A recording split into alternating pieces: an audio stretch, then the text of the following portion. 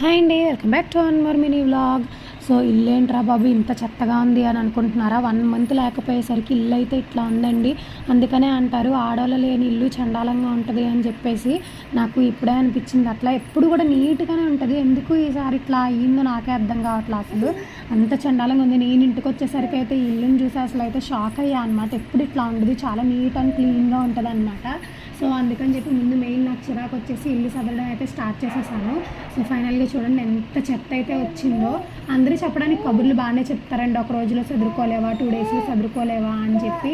ఊరు నుంచి వచ్చి అందులో నాకు ఫీవర్, పాపకి ఫీవర్, ఆ ఇదితో వచ్చి చదువుకోవడం అంటే మాట్లాడండి. అసలు ఇల్లు చూసారు కదా ఎట్లా ఉందో. నాకు మ్యాక్సిమం ఒక 2-3 డేస్ అన్నా పట్టింది అనమాట నాకు మొత్తం చదువుకోవడానికి. సో ఫైనల్గా అయితే చదివేసుకున్నాను. ఎట్లా చదివాను, ఎలా ఉంది అని చెప్పి నాకైతే ఖచ్చితంగా కామెంట్ అయితే చేసేయండి. సో ఫైనల్ లుక్ అయితే ఇదనమాట. సో అంతే అండి, ఇంక వీడియో. Bye bye.